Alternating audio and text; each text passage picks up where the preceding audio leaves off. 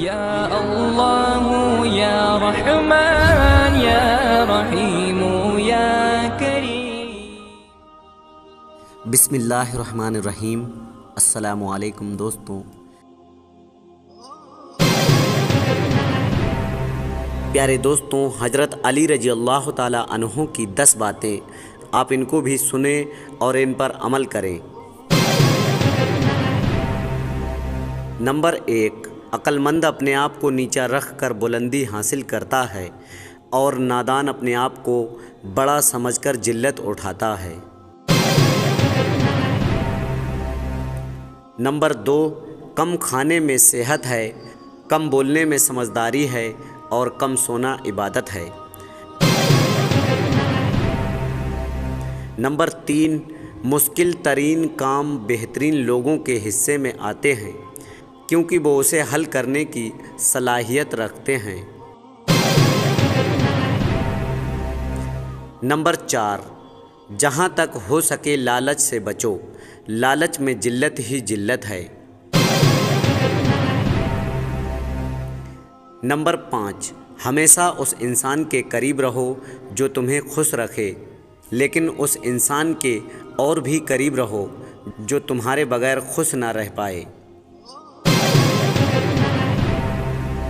Number 6، جھوٹ بول کر جیتنے سے بہتر ہے سچ بول کر ہار جاؤ۔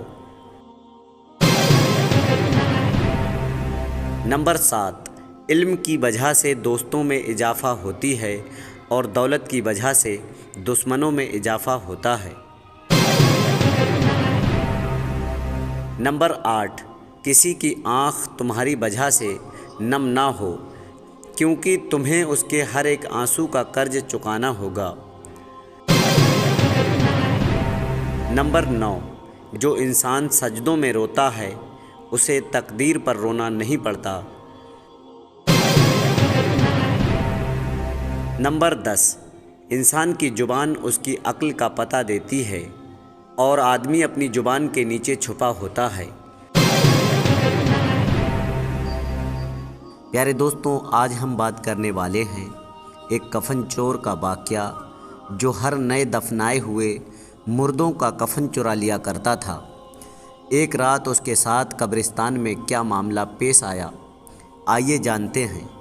ایک بزرگ جن کا نام حضرت سیدنا اسحاق رحمۃ اللہ علیہ ہے، آپ فرماتے ہیں کہ ایک شخص ہماری محفل میں آیا کرتا تھا مگر اس کا آدھا چہرہ ہمیشہ چھپا رہتا تھا۔ ایک مرتبہ میں نے اس سے پوچھا کہ تم اپنا آدھا چہرہ چھپائے رکھتے ہو، اس کی کیا وجہ ہے؟ مجھے اس راز سے آگاہ کرو۔ اس نے کہا کہ اگر آپ اجازت عطا فرمائیں تو میں اپنا معاملہ بتاتا ہوں۔ کہا کہ بتاؤ، اصل معاملہ کیا ہے؟ اجازت ملنے پر اس نے اپنی داستان کچھ اس طرح سنائی۔ اس نے کہا کہ میں کفن چور تھا، میں نے کئی قبروں سے کفن چرائے۔ جب بھی کسی قبر کے متعلق معلوم ہوتا تو فوراً وہاں پہنچ کر کفن چرا لاتا۔ ایک مرتبہ ایک عورت کا انتقال ہوا، جب اسے دفنا دیا گیا تو میں فوراً قبرستان پہنچا۔ جب اینٹیں ہٹا کر کفن کی ایک چادر ہٹائی اور دوسری چادر کھینچنے لگا تو اچانک اس عورت کی بے جان جسم نے حرکت کی اور چادر کو تھام لیا۔ میں نے کہا، تمہارا کیا خیال ہے؟ تم مجھ سے جیت جاؤ گی؟ ایسا نہیں ہو سکتا۔ یہ کہہ کر میں گھٹنوں کے بل بیٹھ گیا اور پوری طاقت سے کفن کھینچنے لگا۔ اسی وقت اس عورت نے مجھے ایک زوردار تھپڑ مارا جس کے درد کے شدت سے بے قرار ہو گیا اور میرے چہرے پر بہت زیادہ جلن ہونے لگی۔ یہ کہہ کر اس چور نے اپنے چہرے سے کپڑا ہٹایا تو اس کے گال پر انگلیوں کے نشان چھپے ہوئے تھے۔ میں نے کہا کہ اچھا پھر کیا ہوا؟